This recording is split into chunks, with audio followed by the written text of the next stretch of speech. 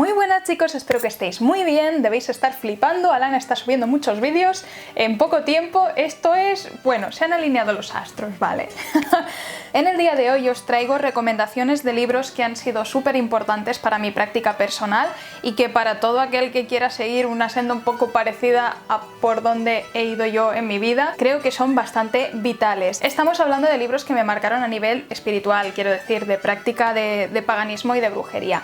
Y esto os va a sorprender, pero entre las recomendaciones no hay ningún libro para practicantes, no hay ningún libro esotérico. ¿Y eso por qué? Porque me ha costado muchísimo en mi vida encontrar libros esotéricos o más para practicantes que tuvieran calidad, porque creo que para mí, al menos para mí personalmente, no necesito tanto una persona que me diga cómo tengo que hacer mis ritos o lo que haga, sino entender el motivo de todo esto, ¿no? Y de ahí extraer ya unas conclusiones que me permitan elaborar una práctica que a mí me resuene. Entonces yo esto lo he conseguido a través de libros de historia, antropología, folclore, etnobotánica, y la verdad es que la mayoría de personas que están pues, en mi círculo de amistades dedicados a estos mismos temas les pasa lo mismo. He intentado meter un poco libros de mis 4 vías que a lo largo de mi desarrollo espiritual pues más me han marcado,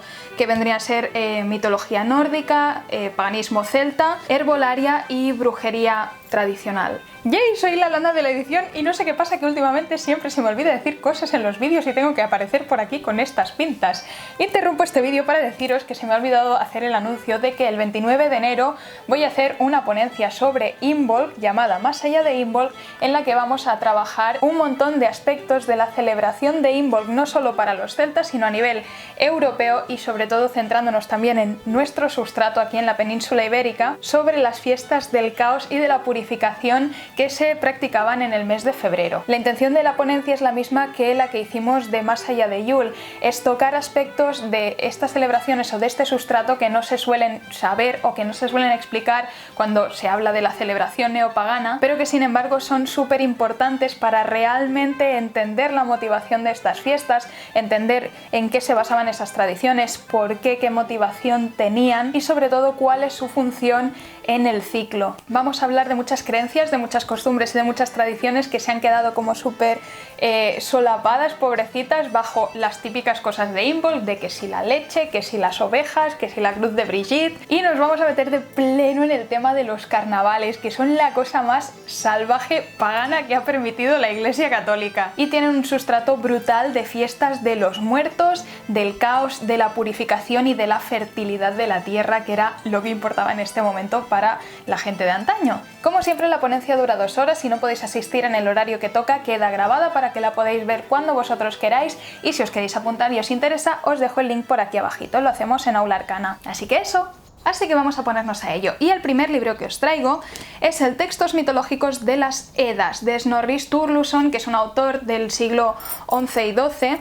Esta es la edición de Enrique Bernárdez, está muy bien. Este es un básico indispensable si os interesa el paganismo nórdico o la mitología nórdica. Es una de las fuentes históricas principales escritas que nos han conservado lo que sabemos sobre la mitología nórdica y sobre los dioses nórdicos. Y con este libro lograremos una comprensión básica de todos los elementos principales de la mitología nórdica, de los mitos principales, los dioses principales y de lo que se sabía de ellos en una época más cercana a la época de su culto, porque aunque el autor ya fuera cristiano, hacía poco que se había desbancado el paganismo. Por lo tanto me gusta porque es una fuente bastante pura dentro de lo que cabe y nos permite ver a nivel histórico, sin añadidos de otros autores o reinterpretaciones o tal, qué es lo que había un poco. En este libro tenemos los 2 Edas, la Edda en prosa y la Edda poética. La Edda en prosa te explica un poco todos los básicos de la mitología nórdica, y la Edda poética pues va en la misma línea, pero creo que vale la pena porque la poesía escáldica es muy bonita y te da algunos poemas súper chulos y que son bastante reconocidos, como la Voluspa, la profecía de la vidente, que es la que explica cómo será el Ragnarok. Te da el Havamal, el discurso del Altísimo de Odín, que da proverbios que están bastante chulos. Te aconsejamos, Lod Fafnir, que tomes el consejo. Te hará bien si lo tomas, te será bueno si lo sigues. Sabes, si un amigo tienes en quien bien confías, ve a verle a menudo, pues crecen arbustos y altas hierbas en senda que nadie pisa. En el Havamal tenemos también, por ejemplo, el poema que explica cómo consiguió Odín las runas. En fin, está muy chulo. No sé si lo apreciáis, pero mis libros siempre están llenos de tachones, cosas subrayadas, marcas, flechas, notas al margen, y me encanta. O sea, para mí que un libro esté todo repintado, un libro que no sea novela, significa que es un libro que vale la pena porque te permite darle vueltas al coco y sacar conclusiones y ver cosas interesantes. Dejamos de lado el mundo nórdico y nos vamos a meter en el mundo celta con Druidas, el espíritu del mundo celta, de Peter Beresford Ellis. Es este libro de aquí. Este libro me gustó mucho porque cuando hablamos de celtas y druidas, sobre todo en publicaciones neopaganas, wiccas y tal, o sea, hay cada barbaridad, sin sentido ninguno, información falsa, inventada, caracterizaciones de las deidades que no se sabe dónde han salido, que no tienen ningún sentido ni ninguna base o coherencia histórica.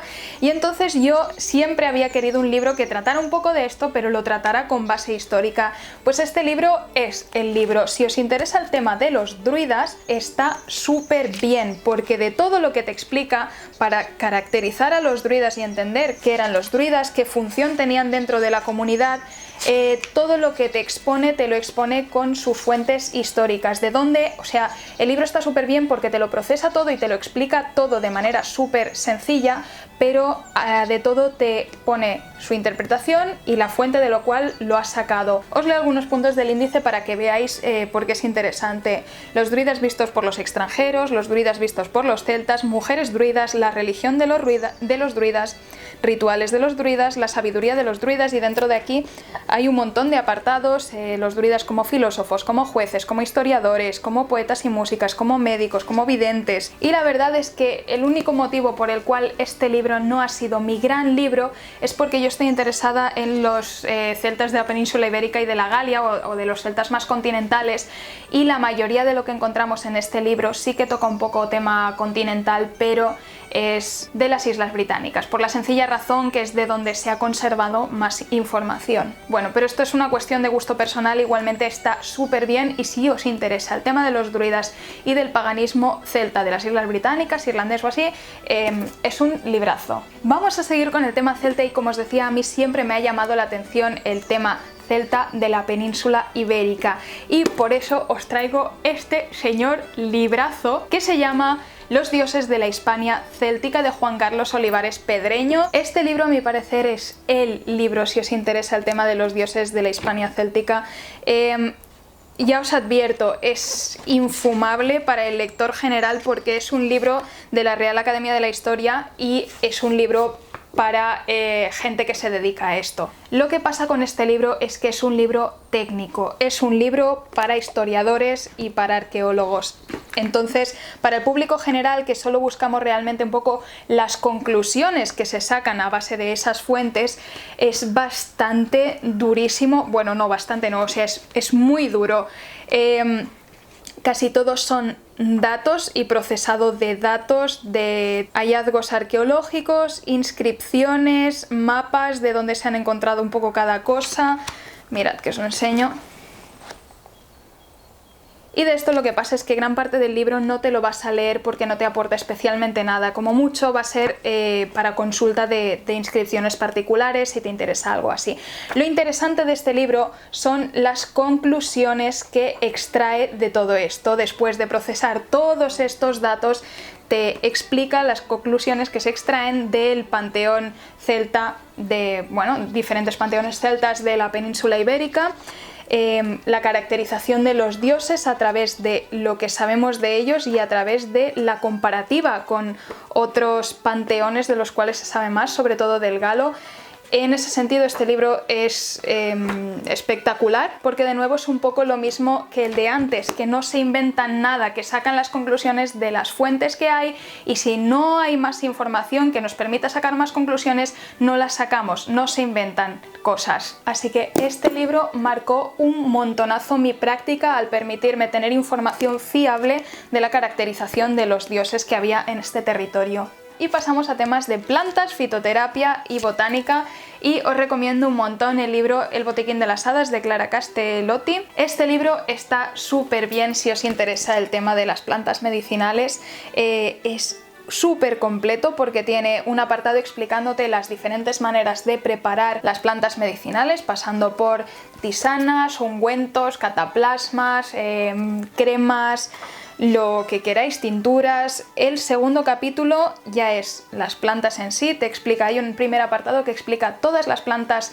bueno, no todas obviamente, pero bastantes plantas y sus propiedades medicinales de manera individual. Y la segunda parte del libro ya es muy útil porque te clasifica por dolencias, por lo tanto, si tú tienes algún tipo de molestia, puedes usar ese índice y te da diferentes remedios para esa dolencia. Está muy chulo también que hacia el final incluye un apartado sobre cosmética con plantas y un apartado sobre el hogar, limpieza del hogar, productos de limpieza que puedes hacer también con plantas. El libro es muy completo, está muy bien, la verdad. Quizá algo que sí que al principio me costó un poquito es que en algunas cosas es un poquito avanzado. Por ejemplo, cuando da recetas para afecciones concretas suele utilizar bastantes plantas y alguien que está empezando es normal que no tenga tantas plantas, pero en ese caso también quedas bastante cubierto porque puedes ir a las plantas individuales y usar alguna planta individual o una combinación de plantas que sí que tengas. Y pues ya está, tengo otros de fitoterapia y de plantas medicinales, pero este me sigue pareciendo que está súper completito y los otros tampoco me han aportado mucha más información de la que ya me había aportado este.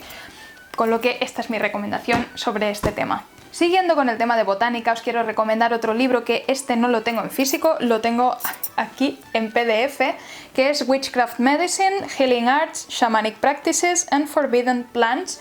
No sé si está traducido al español, la verdad no lo sé. Yo lo tengo en inglés, es de varios autores, entre ellos Christian Rach, que es un crack de las plantas, y lo que destaco principalmente de este libro es el tema de la etnobotánica. Para los usos mágicos de las plantas siempre hay mucha tendencia a tirar de tablas de correspondencias o de libros como el de Scott Cunningham, ¿cómo se llama este? Enciclopedia de las hierbas mágicas, que te dice para qué sirve un poco cada hierba en el ámbito mágico, pero que no te respaldan realmente de dónde sacan esa información.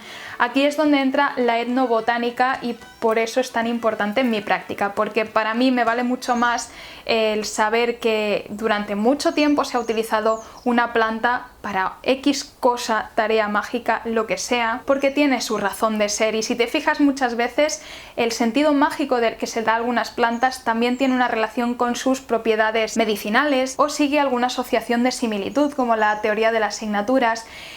Y de ese modo como que me permite entender más por qué una planta se utiliza para algo o por qué una planta está asociada para algo, a no que me lo diga una tabla de correspondencias que me tengo que creer sin saber dónde ha salido esa información. Entonces, como buen amante del folclore, para mí la etnobotánica es la respuesta a todo esto.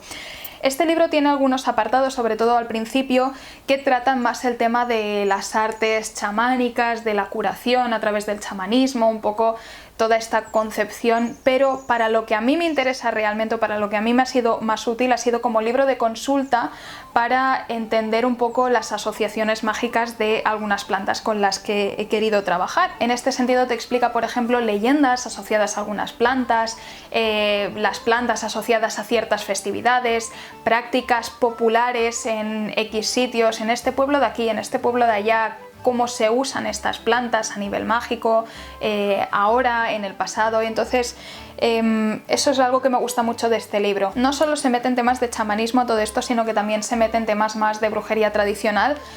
Por ejemplo, la parte de Christian Rach, que es el autor que más me gusta de este libro, habla sobre el legado de Hécate, las plantas de Hécate, los ungüentos voladores, los afrodisíacos. Así que como conclusión yo tengo otros libros de consulta para temas de etnobotánica, pero por lo general este es uno de los que consulto siempre primero. Y ahora sí vamos a dejar el tema de plantas y nos vamos a meter al fin en temas de brujería europea. Este es el tema que más me está removiendo últimamente. Es un tema que me apasiona de verdad, de todo corazón, y estos libros que os voy a recomendar ahora sobre este tema han cambiado totalmente mi práctica en el último año. Todos y cada uno de ellos yo creo que valen su peso en oro en este sentido, porque para mí han sido como un despertar. Así que vamos a empezar por el básico si te interesa este tema, y es La historia nocturna de Carlo Ginzburg. Este es un libro al que yo creo que todos los que lo hemos leído le tenemos un poco de amor-odio.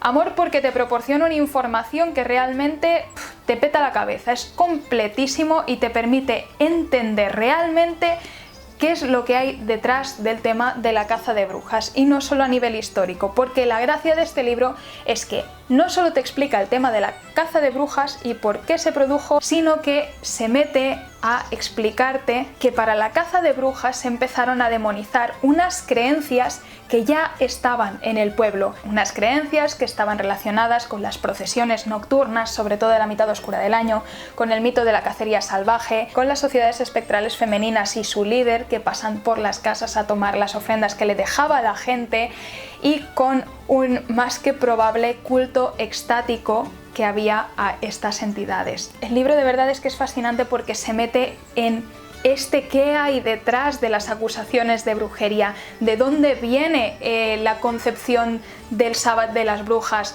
o del aquelarre. Pero recordemos que he dicho que es un poco amor-odio. ¿Cuál es la parte de odio? No diría que es tanto parte de odio, diría que pues es que no veo cómo podría mejorarse. Realmente yo creo que el autor ha hecho lo mejor que ha podido, pero lo malo es que es un libro denso, es un libro bastante denso y en que algunas partes se pueden hacer bastante duras si especialmente no es la parte de la historia que más te interesa. Por ejemplo, en el índice vemos en la primera parte que habla sobre la persecución a leprosos, judíos y musulmanes, y después pasa a la persecución a judíos, herejes y brujas, y enlaza todos estos conceptos.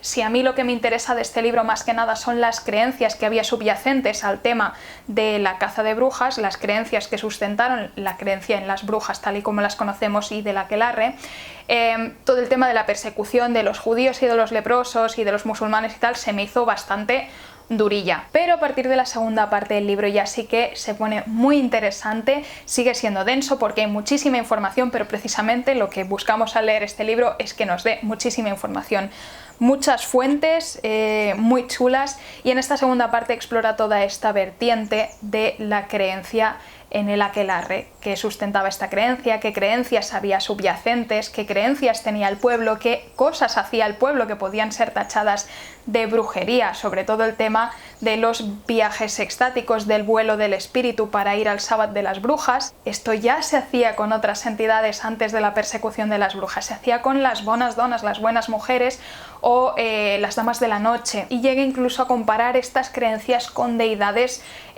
paganas más antiguas. Es que, no sé, a mí me parece que este libro es brutal, por muy bola que se haga, y me petó la cabeza, así que se merece estar en este vídeo, pero vamos, de calle. Y seguimos para bingo. Hemos hablado del tema de ir al aquelarre, del vuelo del espíritu, y para entender este vuelo del espíritu en la concepción folclórica europea, está este libro que no he encontrado, lo quería comprar pero no lo he encontrado, igual que la historia nocturna.